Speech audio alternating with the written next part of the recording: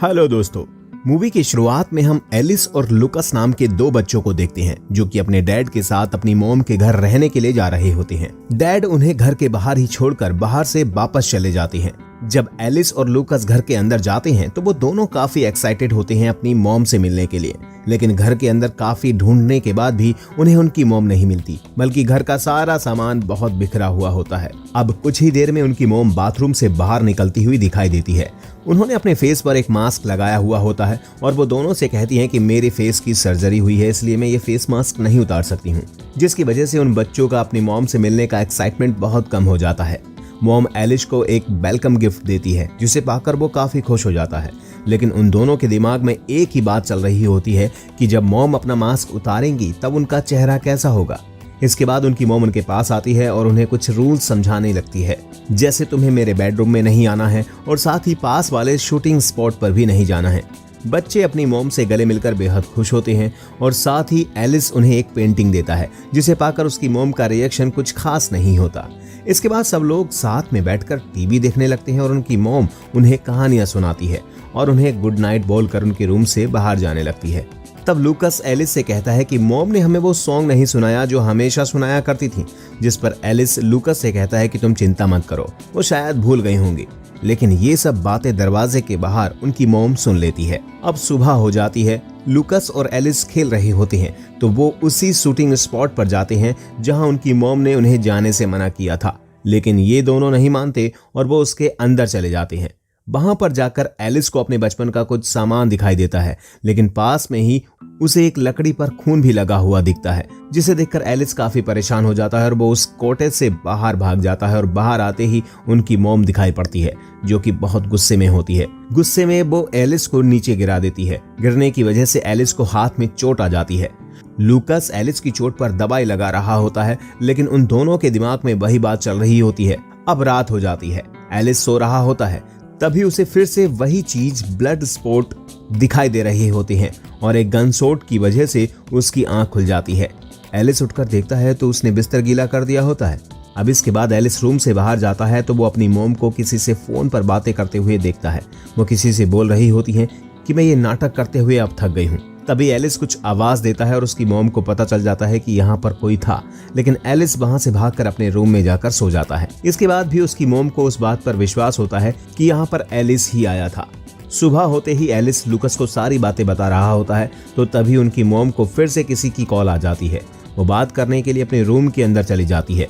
ये दोनों भी अपनी मॉम के पीछे पीछे उनके रूम में पहुंच जाते हैं और दरवाजे के बाहर से ही पूरी बात सुन रहे होते हैं, लेकिन उन्हें अंदर से कोई आवाज नहीं आती। इसलिए बच्चे अपना शातिर दिमाग लगाते हैं और वॉकी टॉकी को एक रस्सी से बांधकर अपनी मॉम के बेड के नीचे रखने के लिए एलिस अंदर जाता है और वो नोटिस करता है कि उनकी फोटो मॉम के रूम में नहीं लगाई गई है। तभी उसकी मॉम कमरे में आ जाती है और वो बचने के लिए एक पर्दे के पीछे छिप जाता है।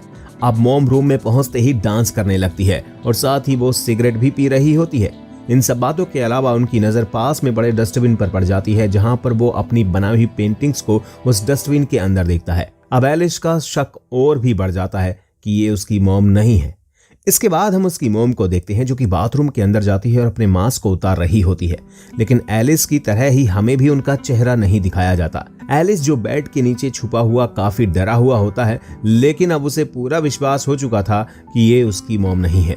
मॉम जब बाथरूम से बाहर आती है तो पास में ही पड़ी पेंटिंग को देखकर उसकी मॉम समझ जाती है कि रूम में कोई आया था और वो उस ड्राइंग को फाड़कर डस्टबिन में फेंक देती है।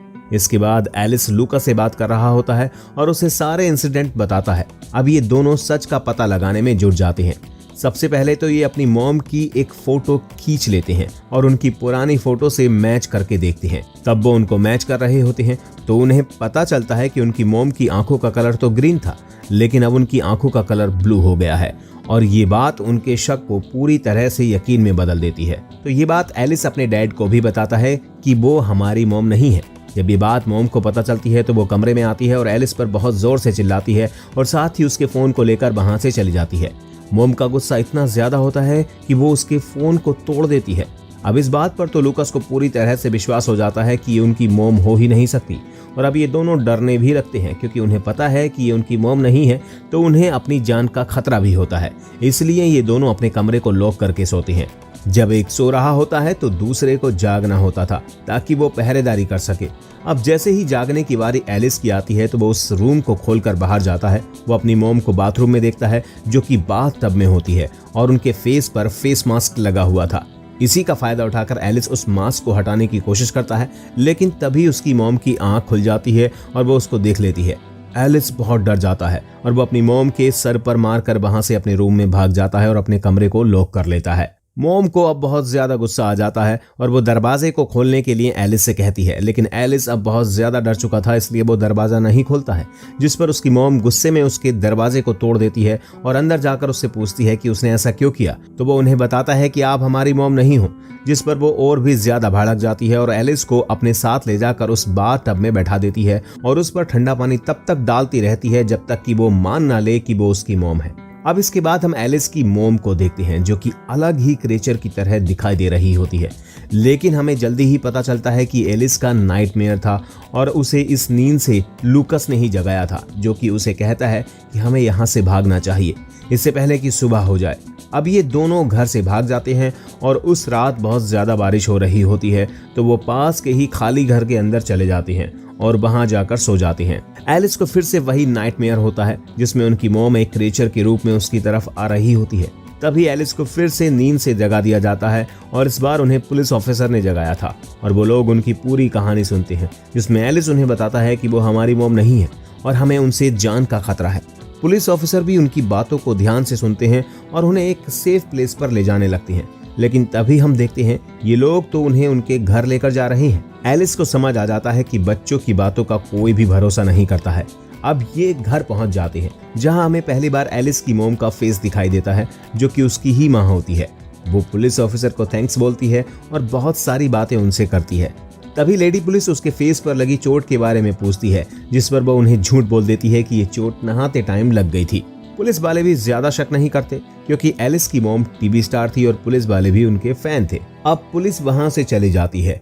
अब ये दोनों आपस में बात ही कर रहे होते हैं कि आखिर बच्चों की बात सुनता ही कौन है, इसलिए हम सुबह होते ही यहाँ से भाग जाएंगे।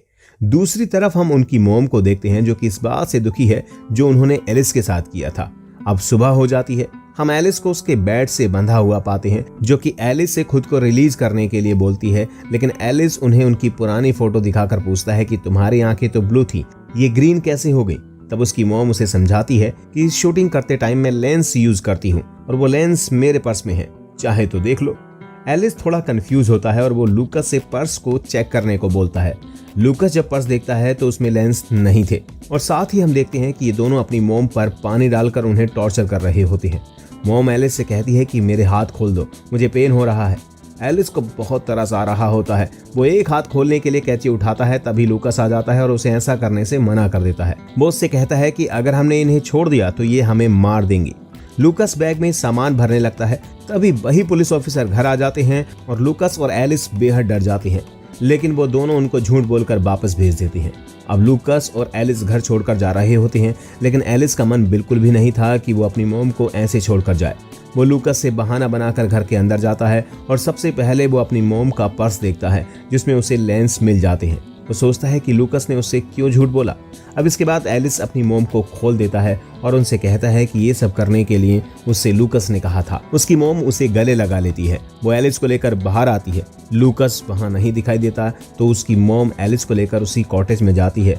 एलिस वहां जाने से डर रहा होता है, लेकिन इस बार उसकी मॉम उसे उस स्पॉट पर ले जाती है जिसका सपना उसे हमेशा आता है। ये स्पॉट कुछ और नहीं बल्कि गोली से बना हुआ छेद था। अब हमें यहाँ एक शॉकिंग सच पता चलता है कि कुछ समय पहले जब एलिस और लूकास खेल रहे थे तब गलती से लोडेड गन एलिस से चल जाती है और गोली सीधे लूकास को लग जाती है। इसलिए एलिस यहाँ आने से डर रहा होता है। अब हमने जितना भी लूकास को देखा वो वास्तव में था ही नहीं, वो तो सिर्फ एलिस के भ्रम में जिंदा था, क्योंकि वो एक्सेप्ट ही नहीं कर पा रहा था कि वो मर चुका है। सेम उसकी मॉम की हालत भी ऐसी ही थी। जब से लूकास मरा था उसकी मॉम इस बात से बेहद परेशान थी कि एलिस लूकास को भूल नहीं पाया है, बल्कि वो तो उसे बिल्कुल नॉर्मल इंसान की तरह अपने साथ मानता है। अब ये सारी बात जब उसकी मोम को पता चल जाती है तो एलिस अपनी मोम को शूटिंग सेट से धक्का दे देता है, जिससे नीचे गिरने की वजह से उसकी मोम मर जाती है। तभी लालटेन से पूरा सेट जल जाता है और हम एलिस को भागते हुए देखते हैं। तभी पीछे से एलिस की मोम और लूकास आ जाते हैं। मोम एलिस से कहती है कि तुमने कुछ गलत नहीं किया और उसे गले लगा लेती है। यानी अब लूकास और मोम दोनों उसके भ्रम में जिंदा रहेंगे और मूवी यहीं पर समाप्त हो जाती है।